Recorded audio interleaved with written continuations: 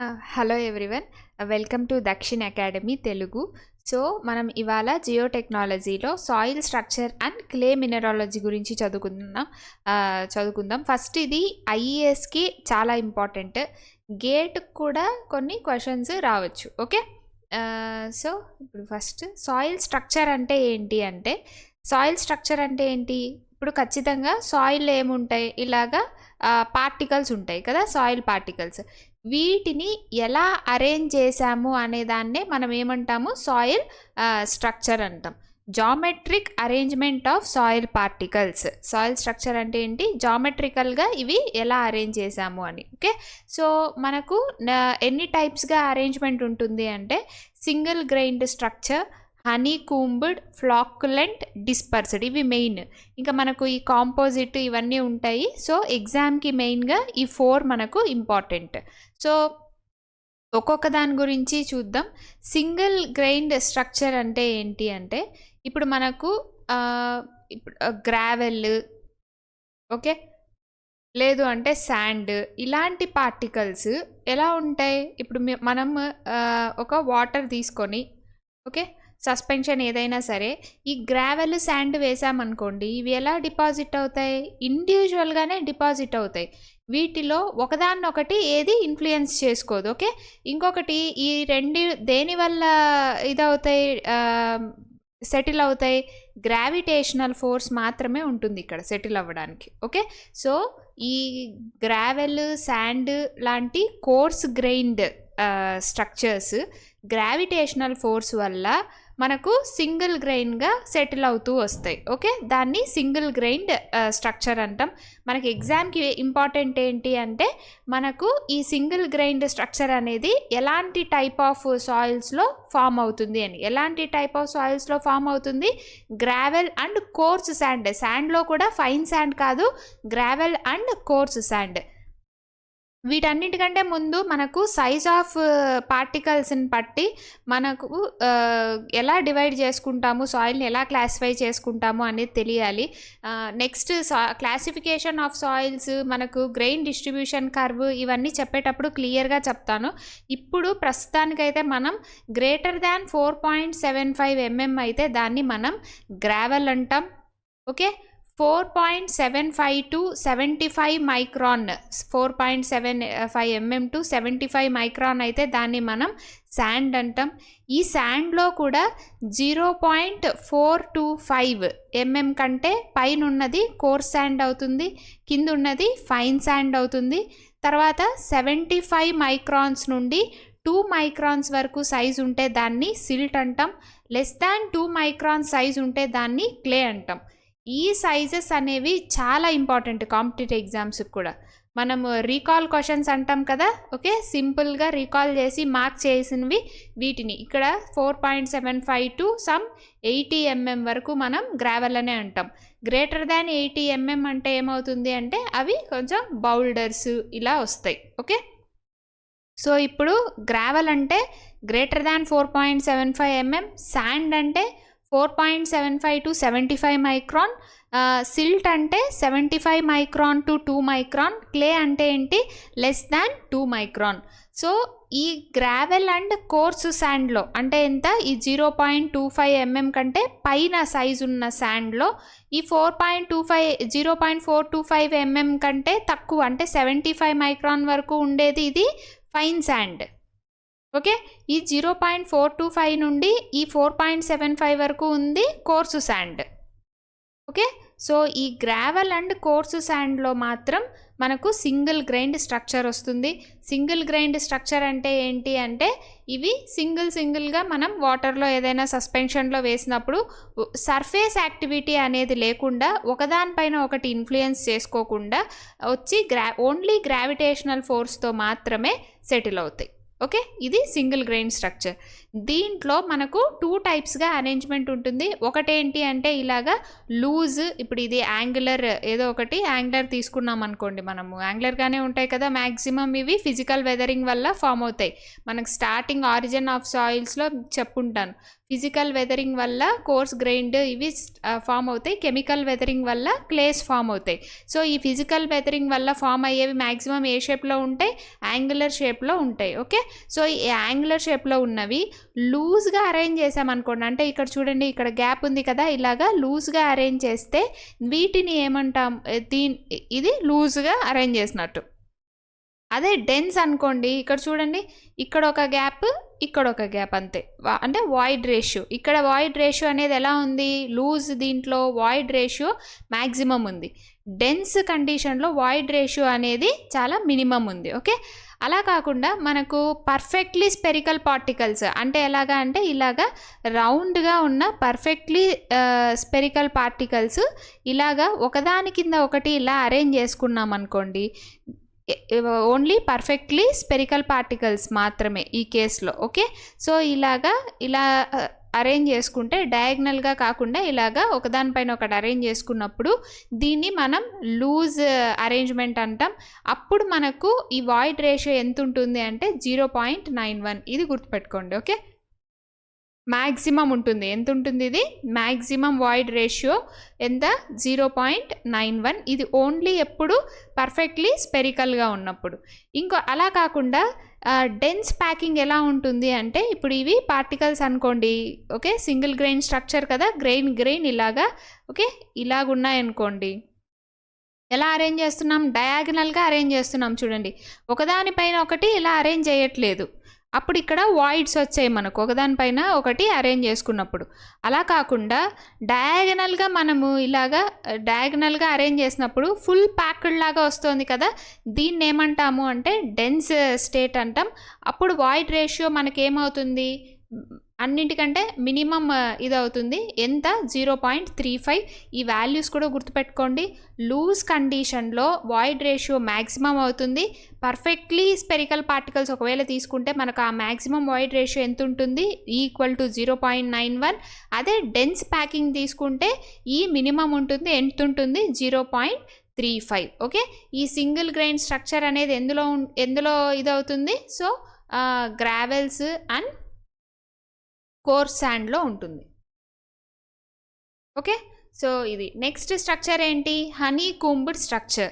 Honey కూంబ్డ్ structures ఎందులో ఉంటుంది, fine sand and సిల్ట్స్లో ఉంటుంది. ఇందాకే మనం డిస్కస్ చేసుకున్నాం, ఫైన్ శాండ్ మ్యాక్సిమం సైజ్ ఎంత 75, మినిమం సైజ్ ఎంత 75 మైక్రాన్స్. ఎంత నుండి ఉంటుంది, సమ్ 0.25 దీని నుండి ఉంటుంది. సిల్ట్స్ ఎంత, సో సిల్ట్ ఎంత 2 మైక్రాన్స్ నుండి 75 మైక్రాన్ వరకు ఉండే దీన్ని మనం ఏమంటాం, సిల్ట్ అంటాం. ఈ 2 సాయిల్స్లో ఫైన్ శాండ్ అండ్ సిల్ట్స్లో ఏ స్ట్రక్చర్ ఉంటుంది, హనీ కూంబ్డ్ స్ట్రక్చర్ ఉంటుంది. హనీ కూంబ్డ్ స్ట్రక్చర్ అంటే ఏంటి అంటే ఇప్పుడు మనం ఏదైనా ఒక ఈ ఫైన్ శాల్ట్ కానీ సిల్ట్ కానీ మనం ఏదైనా ఒక సస్పెన్షన్లో వేసినప్పుడు ఓకే, సో అవి ఎలా సెటిల్ అవుతాయి అంటే ఇప్పుడు ఇలా సెటిల్ అవుతూ ఉన్నాయనుకోండి, వీటికి సర్ఫేస్ యాక్టివిటీ ఉంటుంది.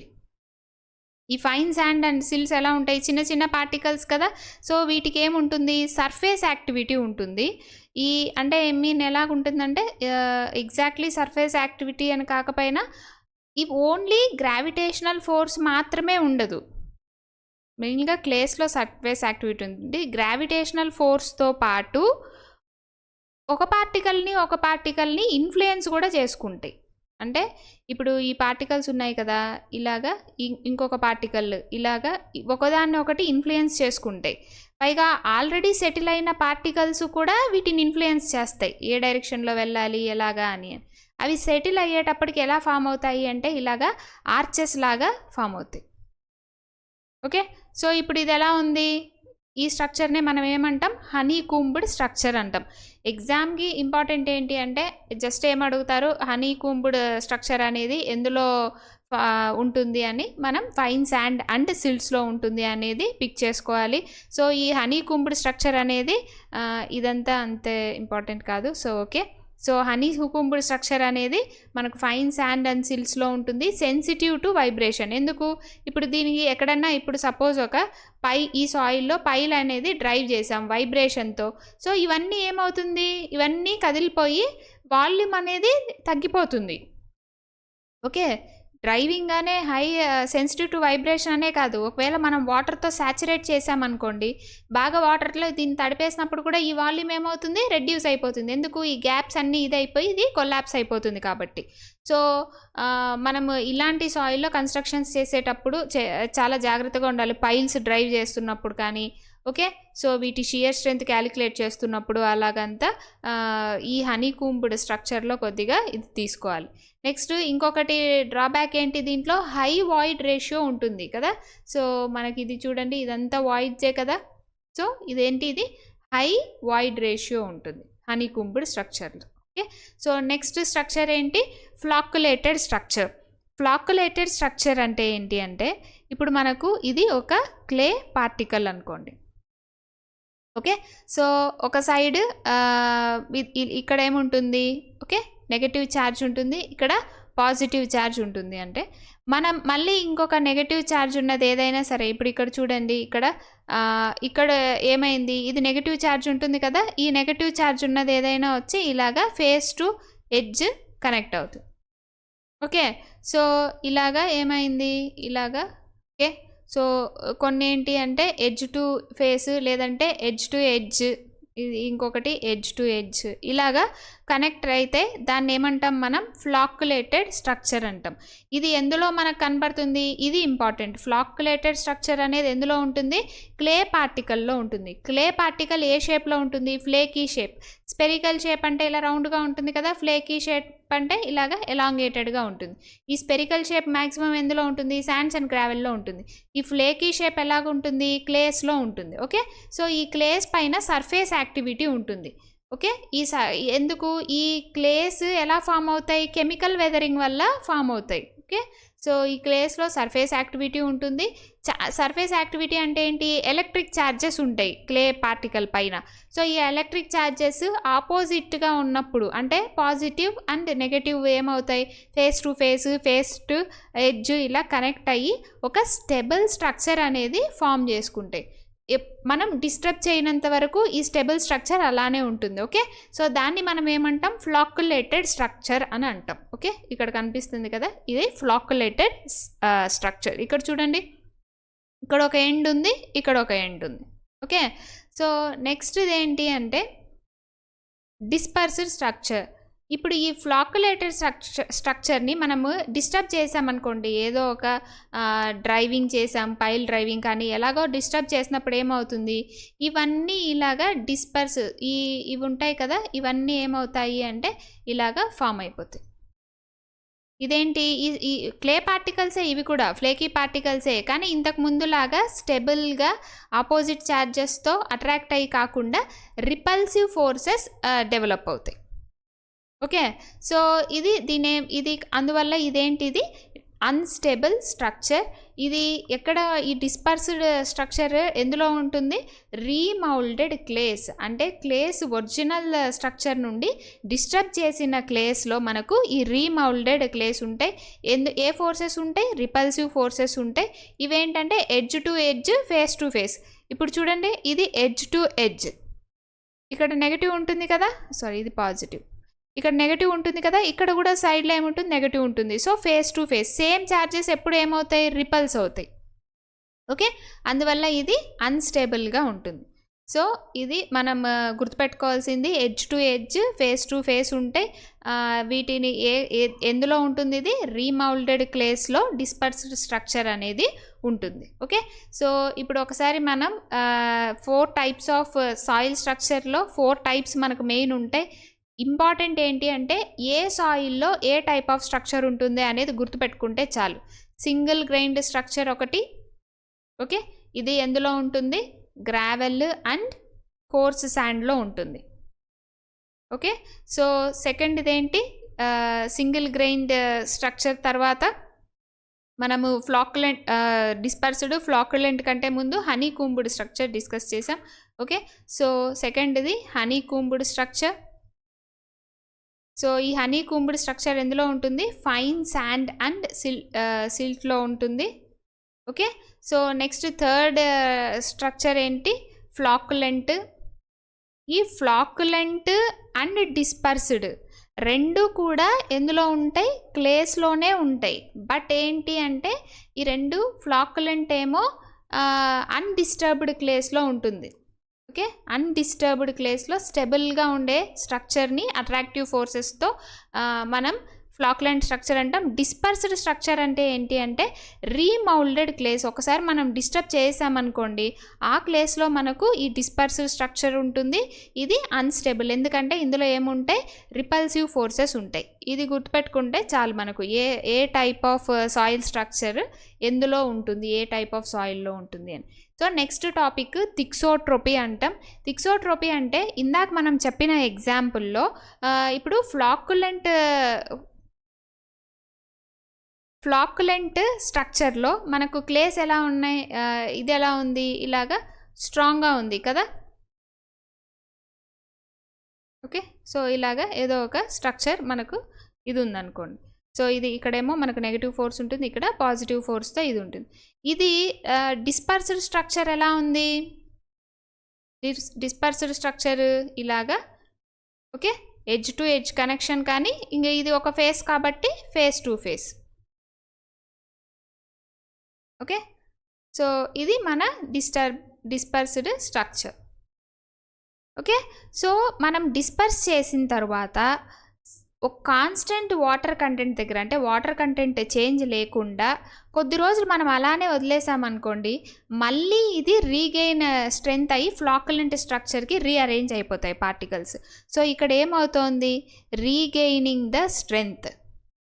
ఓకే, ఫస్ట్ ఏ స్ట్రక్చర్ ఉంటుంది, మనం డిస్టర్బ్ చేయనంత వరకు క్లేస్లో ఫ్లాకులెంట్ స్ట్రక్చరే ఉండి స్ట్రాంగ్గా ఉంటుంది. మనం ఏం చేసాం, దీన్ని రీమౌల్డింగ్ చేసి డిస్పర్స్ చేసేసాం.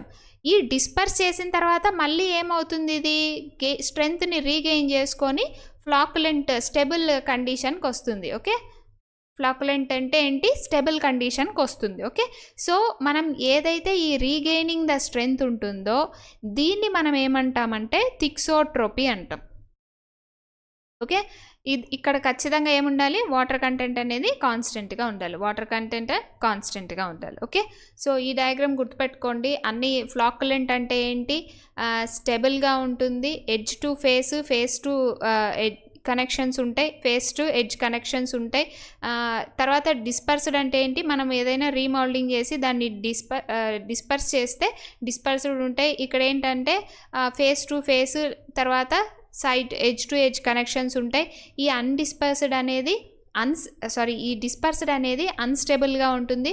కొద్ది రోజులు మనము అలానే వదిలేస్తే అట్టే కాన్స్టెంట్ వాటర్ కంటెంట్ దగ్గర ఈ డిస్పర్స్డ్ అనేది స్లోగా దాని స్ట్రెంగ్త్ని గెయిన్ చేసుకుంటుంది. దాన్ని మనం ఏమంటామంటే థిక్సోట్రోపీ అంటాం. ఇది కూడా 1 మార్క్ క్వశ్చన్స్కి మనకు ఇంపార్టెంట్. ఓకే, కొన్ని టర్మ్స్ ఉంటాయన్నమాట.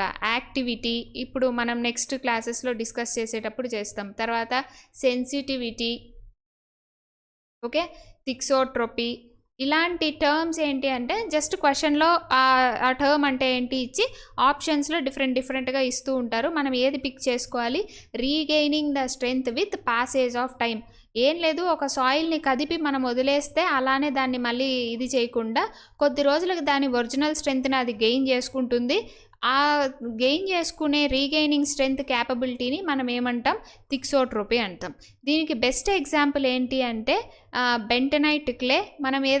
మనం ఇప్పుడు ఒక పైల్ డ్రైవింగ్ అని అలాగా చేసేటప్పుడు, సో ఇప్పుడు మనం ఈ డ్రిల్లింగ్ మడ్ అని కూడా అంటాం. దీన్ని బెంటనైట్ క్లేని ఏమంటాం, డ్రిల్లింగ్ మడ్ అని కూడా అంటాం. దీన్ని ఇలాగా వేసుకున్నాం అనుకోండి, ఓకే, రీమౌల్డ్ చేసి ఇలాగ డిస్పర్స్ చేసుకుంటారు. మళ్ళీ కొద్దిసేపటికి అదేమవుతుంది, స్ట్రెంగ్త్ అనేది రీగెయిన్ చేసుకొని ఈ సైడ్స్ ఉన్నాయి కదా వీటికి సపోర్ట్ లాగా ఉంటుందన్నమాట ఈ డ్రిల్లింగ్ మడ్ అనేది. ఓకే, సో దీనికి ఈ డ్రిల్లింగ్ మడ్ అంటే బెంటనైట్ క్లేకి మంచి ప్రిడామినెంట్ థిక్సోట్రోపీ ప్రాపర్టీ ఉంటుంది, regaining the strength with time. Okay, so ఇప్పుడు ఒక పీవైక్యూ క్వశ్చన్ చూద్దాం, చూడండి. Which kind of structure is formed if the net electrical forces between the adjacent particles at the time of deposition are repulsive? ఇప్పుడు మనకు repulsive అన్న force ఉంది అంటేనే అది ఏ టైప్ ఆఫ్ స్ట్రక్చర్ అని. అట్రాక్టివ్ ఫోర్సెస్, ఫ్లాకులెంట్లో ఏ forces ఉంటాయి, అట్రాక్టివ్ ఫోర్సెస్ ఉంటాయి. Okay, డిస్పర్స్డ్లో ఏముంటాయి, రెపల్సివ్ ఫోర్సెస్ ఉంటాయి, అంతేనా. ఇలాగ డిస్పర్స్డ్ ఇలా ఉన్నాయనుకోండి, ఇవి రెపల్సివ్ ఫోర్సెసే కదా, పాజిటివ్ పాజిటివ్. ఓకే, ఇప్పుడు ఫేస్ టు ఫేస్ ఉందంటే నెగటివ్ నెగటివ్. ఇప్పుడు క్లే పార్టికల్లో ఎలా ఉంటుంది అంటే ఇది పాజిటివ్ పాజిటివ్, ఈ సైడ్ మొత్తం ఏముంటుంది నెగటివ్. ఓకే, ఈ ఫ్లేకీ పార్టికల్ ఎలా ఉంటుందని. హనీ కూంబుడ్ స్ట్రక్చర్లో ఏముంటుంది, రిపల్సివ్ ఫోర్సెస్ ఇలా అంతా కాదు, ఆర్చ్ లాగా ఫామ్ అవుతూ ఉంటుంది, fine sand and silt. Single గ్రైన్లో స్ట్రక్చర్లో కూడా మనకు రిపల్సివ్ ఫోర్సెస్ ఏముండవు, ఎందుకంటే వీటి మీద అసలు సర్ఫేస్ యాక్టివిటీ అనేది ఏముండదు. ఓకే, సో ఉండదు కాబట్టి సర్ఫేస్ యాక్టివిటీ ఉన్న ఫోర్సెస్, సర్ఫేస్ యాక్టివిటీ ఉన్నవి ఈ రెండే, ఫ్లాకులెంట్ డిస్పర్స్డ్ స్ట్రక్చరే. అందులో కూడా ఫ్లాకులెంట్లో ఏముంటుంది అట్రాక్టివ్ ఫోర్సెస్ ఉంటాయి, డిస్పర్స్డ్లో ఏముంటుంది అన్స్టేబుల్ రిపల్సివ్ ఫోర్సెస్ ఉంటాయి. ఓకే, నెక్స్ట్ మినరల్స్ చూసే కొద్దీ మనకు 2 టైప్స్ ఆఫ్ మినరల్స్ ఉంటాయి. ఒకటి రాకీ మినరల్స్, క్లే మినరల్స్. ఇప్పుడు మనకి గ్రావెల్, శాండ్ ఇవన్నీ ఏ మినరల్స్తో ఫామ్ అవుతాయి అంటే రాకీ మినరల్స్తో ఫామ్ అవుతాయి. మనకు తెలుసు సాయిల్లో ఏముంటాయి, ఓకే మినరల్స్ ఉంటాయి. ఓకే, తర్వాత ఏంటంటే ఆర్గానిక్ మ్యాటర్ ఉంటుంది. ఇది ఓకే. ఈ మినరల్స్ అనేవి సాయిల్లో ఉండే ఈ మినరల్స్ అనేవి టైప్ ఆఫ్ సాయిల్ని డిసైడ్ చేస్తాయి. ఒకవేళ రాకీ మినరల్స్తో ఉంటే గ్రావెల్ అండ్ శాండ్, క్లే మినరల్స్తో ఉంటే క్లే ఆర్ సిల్ట్ ఇవి ఫామ్ అవుతాయి. సిల్ట్ కూడా ఇందులో రాకీ మినరల్లోనే వస్తుంది. ఓకే, సో ఇప్పుడు రాకీ మినరల్స్ అంటే ఏంటి, మైకా, క్వార్జ్, ఓకే ఫెల్స్పర్, ఇవన్నీ రాకీ మినరల్స్. క్లే మినరల్స్ అంటే ఏమేమి వస్తాయి అంటే మోర్ ఇలాంటివన్నీ క్రయోలెనైట్. ఓకే, తర్వాత ఇప్పుడు ఎగ్జాంపుల్ తీసుకుంటే తర్వాత ఇల్లైట్, ఇలాంటివన్నీ క్లే మినరల్స్. ఈ రెండింటికి మేజర్ డిఫరెన్స్ ఏంటి అంటే రాకీ మినరల్స్లో సర్ఫేస్ యాక్టివిటీ ఏముండదు. ఇందాక చెప్పుకున్నాం కదా, ఫైన్ శాండ్ అనుకోండి, దీంట్లో సర్ఫేస్ యాక్టివిటీ ఏముండదు, ఇవి ఫిజికల్ వెదరింగ్ వల్ల ఫామ్ అయ్యేవి. ఓకే, అదే క్లే మినరల్స్ ఉంటే సర్ఫేస్ యాక్టివిటీ ఉంటుంది. ఇందాకే మనం చూసాం కదా, ఇది క్లే పార్టికల్ అంటే పాజిటివ్ నెగిటివ్ ఉండి, ఓకే పాజిటివ్ ఉండి ఇటువైపు అంతా సర్ఫేస్లో ఇలా ఉంటుంది. ఓకే, సో మినరల్స్ 2 టైప్స్ ఉంటాయి.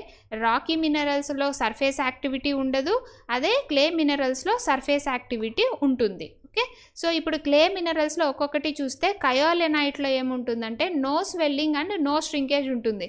అంటే మనకు వర్షం ఇది లేకపోతే ఏదైనా మనం వాటర్ అలాగా యాడ్ చేసినప్పుడు కానీ స్వెల్లింగ్ ఉండదు, అది స్వెల్లింగ్ ఉండదు కాబట్టి అది ఎవాపరేట్ అయినప్పుడు అది ఎవాపరేట్ అయ్యి ష్రింకేజ్ ఉండదు. అందువల్ల దీన్ని పాటరీ మేకింగ్ వీటిలో కూడా యూస్ చేస్తారు. ఈ కయోలెనైట్ని ఏమంటారంటే చైనా క్లే అని కూడా అంటారు.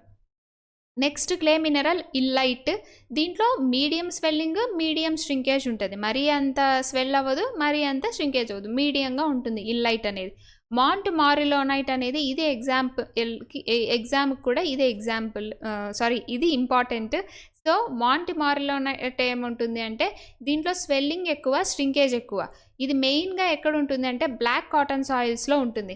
అందుకే మనం బ్లాక్ కాటన్ సాయిల్స్లో నల్ల రేగడ భూములు అంటారు కదా, అది బ్లాక్ కాటన్ సాయిల్స్లో ఎలా ఉంటుంది, వర్షం పడినప్పుడు బాగా స్వెల్ అయిపోతుంది. ఓకే, తర్వాత ఎండాకాలం అలా వచ్చినప్పుడు ఏమవుతాయి, బాగా క్రాక్స్ వచ్చేసి ఇది సర్ఫేస్ నుండి మనకు బాగా కనిపిస్తాయి, క్రాక్స్ ఎలాగంటే అలాగా క్రాక్స్ ఫామ్ అయిపోయి ఉంటాయి కదా. అందుకే వీటిని ఏమంటారు అంటే సెల్ఫ్ ప్లఫింగ్ సాయిల్స్ అని కూడా అంటారు. ఓకే, సెల్ఫ్ అంటే ఇంకా అదే ప్లఫ్ చేసుకొని ఆక్సిడేషన్ని అంతా ఇది చేసుకుంటుందండి, సెల్ఫ్ ప్లఫింగ్ సాయిల్స్ అంటారు. సో వీటిల్లో ఇవి మనకు జియో టెక్నాలజీలో ఈ సాయిల్స్ చాలా ఇంపార్టెంట్. ఎందుకు అంటే మనకు ఏదైనా మనము ఈ పైల్ ఫౌండేషన్స్ ఇలాంటివి వేసినప్పుడు ఫౌండేషన్లో ఈ ఎక్కువ స్వెల్లింగ్, ష్రింకేజ్ రావడం వల్ల ఈ పైల్కు ఉన్న కెపాసిటీని తగ్గించేస్తాయి అవి. ఓకే, సో ఈ పైల్ ఫౌండేషన్ వల్ల పైన ఉన్న స్ట్రక్చర్ కూడా ఇది వీక్ అయింది అంటే డేంజర్. కాబట్టి మనం ఈ బ్లాక్ కాటన్ సాయిల్స్లో మనం కన్స్ట్రక్ట్ చేసేటప్పుడు ఫౌండేషన్ చాలా జాగ్రత్తగా ఉండాలి. సో ఫౌండేషన్స్ చెప్పేటప్పుడు మళ్ళీ దీని గురించి క్లియర్గా డిస్కస్ చేసుకుందాం. ఇప్పుడు ప్రస్తుతానికైతే మాంట్ మారిలోనైట్లో లార్జ్ స్వెల్లింగ్ అండ్ ష్రింకేజ్ ఉంటుంది అనేది గుర్తుపెట్టుకోండి. హాలోసైట్లో కూడా సిమిలర్ టు కయాలినైట్. ఈ ఫస్ట్ లాస్ట్ ఏంటి అంటే మనకు నో స్వెల్లింగ్, నో ష్రింకేజ్. ఇల్లైట్లో మీడియం ఉంటుంది, ఇందులో మాంట్ మారిలోనైట్లో ఎక్కువ ఉంటుంది. ఏ సాయిల్లో ఇది ఎక్కువ ఉంటుంది? Montmorillonite clay mineral, black cotton సాయిల్లో ఎక్కువ ఉంటుంది. ఓకే, నెక్స్ట్ లాస్ట్ చిన్న టాపిక్ ప్లాస్టిసిటీ ఇన్ క్లేస్. ఇప్పుడు మనం క్లేస్ చూస్తే బంకగా ఉంటాయి కదా, మనము బొమ్మలు అలాంటివి కూడా చేసుకుంటాం. ఈ ప్లాస్టిసిటీ అనేది ఎందుకు వస్తుంది అని అంటే ఈ క్లేలో ఇందాక మనం చెప్పుకున్నట్టు ఓకే సర్ఫేస్ యాక్టివిటీ ఉంటుంది. అంటే ఇది పాజిటివ్, ఇటుపక్క నెగటివ్ ఉంటుంది. సో మనకు తెలుసు వాటర్ కూడా ఏంటి పోలార్ కాంపౌండ్ కదా. ఓకే, సో ఈ వాటర్ ఏమవుతుంది, ఈ వాటర్లో కూడా ఈ పాజిటివ్ సైడ్ నెగటివ్ ఉంది కదా, ఇది అట్రాక్ట్ అయ్యి ఇటుపక్క వస్తుంది, తర్వాత ఇలాగా ఫామ్ అవుతాయి. మనకు క్లేలో వాటర్ యాడ్ చేసినప్పుడు చెప్తున్నాను. ఓకే, సో వాటర్ యాడ్ చేయకపోతే ప్లాస్టిసిటీ ఏముండదు. వాటర్ యాడ్ చేసిన తర్వాత ఏమవుతుంది, ఈ పాజిటివ్ ఇదంతా ఇటువైపు వచ్చి నెగటివ్ అవుతుంది. దీంట్లో మళ్ళీ ఏమవుతుంది, మళ్ళీ పాజిటివ్ నెగటివ్ ఇలాగా ఫామ్ అవుతుంది. ఓకే, సో ఇలాగా ఈ 2 లేయర్స్ అనేది ఇది ఉంటుంది. కాబట్టి ఇదేమో స్ట్రాంగ్గా అదర్ అయి ఉంటుంది. ఈ వాటర్ని మొత్తం ఏమంటారు అంటే అదెసివ్ వాటర్ అంటాం. ఓకే, అదెషన్ ఉంటుంది ఇక్కడ. సో ఇక్కడ అదెషన్ లేయర్ అని కూడా అంటాం ఈ సెకండ్ దీని వరకు. ఇక్కడ తర్వాత ఇవన్నీ ఏంటివి స్ట్రాంగ్గా అట్రాక్ట్ అయి ఉంటాయి. నెక్స్ట్ ఏంటి అంటే ఇవి అంత స్ట్రాంగ్గా ఏం అట్రాక్ట్ అయి ఉండవు. ఓకే, సో నెక్స్ట్ ఏంటి అంటే చాలా వీక్గా ఇదై ఉంటాయి నెక్స్ట్ పార్టికల్స్ అంతా. ఓకే, ఒక దీని వరకు ఏమవుతుంది స్ట్రాంగ్గా క్లే పార్టికల్కి అతుక్కొని ఉంటుంది. ఇక్కడ మనం దూరంగా మనకు అర్థం అవ్వడానికి నోట్ చేసుకున్నాం, కానీ ఇప్పుడు ఇది క్లే పార్టికల్ అనుకోండి, దీనికి అతుక్కొనే ఒకటి అదెసివ్ లేయర్ అనేది అదెషన్ అబ్జార్ప్షన్ అంటే తెలియాలి. అదెషన్ అంటే ఏంటి, పైన చుట్టూ ఇది ఉంటుంది కానీ లోపలికి పెనెట్రేట్ అవ్వదు. అబ్జార్ప్షన్ అంటే ఏంటి, అబ్జార్ప్షన్ అంటే ఏంటంటే ఈ పైన ఉన్న ఇది లోపలికి కూడా వెళ్ళి ఉంటుంది, దాన్ని అబ్జార్ప్షన్ అంటాం. ఓకే, సో ఇప్పుడు ఈ అదెషన్ లేయర్ అనేది ఎలా ఉంటుంది, ఈ క్లే పార్టికల్కి ఇలాగా చుట్టూ ఇది ఉంటుంది, స్ట్రాంగ్ అదెషన్ లేయర్ అనేది ఒకటి ఫామ్ అయి ఉంటుంది. దీని చుట్టూ ఏముంటుంది, వీక్గా వాటర్ పార్టికల్స్ అనేది యాడ్ అయ్యి ఉంటాయి. ఓకే, సో డబుల్ లేయర్ ఉంటుంది క్లేస్లో. సో దానివల్ల మనకి ఏం ఫామ్ అవుతుంది, ప్లాస్టిసిటీ అనేది మనకు డెవలప్ అవుతుంది. ఓకే, సో ఏది కొంచెం ఎక్కువ ఇంపార్టెంట్ అంటే డబుల్ లేయర్ వల్ల మనకు ప్లాస్టిసిటీ వస్తుంది క్లేస్లో. ఓకే, తర్వాత స్పెసిఫిక్ సర్ఫేస్ ఏరియా, ఇది జనరల్ మనం సిమెంట్లో బిల్డింగ్ మెటీరియల్స్లో అంతా చదువుకునేదే. ఇక్కడ సాయిల్ కూడా పార్టికల్లే కాబట్టి మళ్ళీ నేను ఒకసారి చెప్తున్నాను. ఇప్పుడు ఏదైనా ఒక పార్టికల్స్ మనం తీసుకున్నప్పుడు okay, so specific surface area అంటే ఏంటి అంటే ఈ చుట్టూ పార్టికల్ చుట్టూ కొలత ఇలాగ రౌండ్గా ఉండే ఏరియా మొత్తం తీసుకొని ఓకే, ఈ మొత్తం ఏరియా ఎన్ని పార్టికల్స్ ఉంటాయో దాని చుట్టూ ఉన్న ఏరియా తీసుకొని ఆ దాన్ని చుట్టూ సర్ఫేస్ ఏరియా కదా మనం తీసుకుంటున్నాం. సో ఆ సర్ఫేస్ ఏరియా డివైడెడ్ బై ఈ పార్టికల్ టోటల్ వెయిట్ ఎంత ఉంటుందో ఆ వెయిట్ వేసుకుంటే మనకు స్పెసిఫిక్ సర్ఫేస్ ఏరియా అంటాం, SSA. Okay, specific surface area అని. ఇప్పుడు అదే కొంచెం పెద్ద పార్టికల్స్ తీసుకున్నాం అనుకోండి, ఏమవుతుంది, దీని చుట్టూ ఉన్న స్పెసిఫిక్ సర్ఫేస్ ఏరియా తక్కువ ఉంటుంది. ఇప్పుడు ఇదే పార్టికల్లో చిన్న పార్టికల్స్ ఉంటే ఈ పార్టికల్ ప్లేస్లో వీటి చుట్టుకొలతలన్నీ మనం తీసుకుంటే మనకు చాలా ఏరియా వచ్చేది కదా సర్ఫేస్ ఏరియా. అలా కాకుండా ఇలాగ ఒకే పెద్ద పార్టికల్ ఉంటే సర్ఫేస్ ఏరియా అనేది తగ్గిపోతుంది. సో స్పెసిఫిక్ సర్ఫేస్ ఏరియా అనేది ఎప్పుడు మన పార్టికల్ సైజ్ ఎంత చిన్నదైతే స్పెసిఫిక్ సర్ఫేస్ ఏరియా అనేది అంత ఎక్కువ ఉంటుంది, అంతే కదా. So specific surface area is inversely proportional to diameter of the particle. Okay, so ఇది గుర్తుపెట్టుకుంటే మనకు ఏం తెలుస్తుంది, ఇండైరెక్ట్గా క్లేస్లో స్పెసిఫిక్ సర్ఫేస్ ఏరియా అన్నిటికంటే ఎక్కువ ఉంటుంది, గ్రావెల్లో స్పెసిఫిక్ సర్ఫేస్ ఏరియా అనేది తక్కువ ఉంటుంది. ఒకవేళ ఏదైనా మనకు మల్టిపుల్ చాయిస్ క్వశ్చన్స్లో ఇస్తే మనం గుర్తుపెట్టుకోవాల్సింది ఏంటంటే క్లేస్లో లార్జెస్ట్, గ్రావెల్లో స్మాలెస్ట్. ఎందుకంటే గ్రావెల్స్ పార్టికల్ సైజ్ పెద్దదిగా ఉంటుంది కదా, సో స్పెసిఫిక్ ఏరియా తక్కువ. అదే క్లేస్ తీసుకుంటే మనం అంతా చిన్న పార్టికల్స్ ఉంటాయి కాబట్టి అన్ని సర్ఫేస్ ఏరియాస్ మనం యాడ్ చేసుకొని డివైడెడ్ బై వెయిట్ చేసినప్పుడు క్లేస్కి ఎక్కువ ఉంటుంది. Okay, so thank you. So ఇది చిన్న టాపిక్ ఇవాళ కవర్ చేద్దాం. ప్రాపర్టీస్ ఆఫ్ సాయిల్ చెప్పే ముందు ఇదేంటంటే మళ్ళీ కంటిన్యూటీ ఉంటుంది. కాబట్టి ఈ టాపిక్ కవర్ చేశాను, soil structure and mineralogy. So next క్లాస్లో properties of soils and classification of soils చూద్దాం, వాటిపైన ప్రాబ్లమ్స్, పీవైక్యూస్ అలాగా. సో ఇది ఇంపార్టెంట్ ఎగ్జామ్కి. ఓకే, సో ఫాలో అవ్వండి తప్పకుండా, సబ్స్క్రైబ్. Thank you.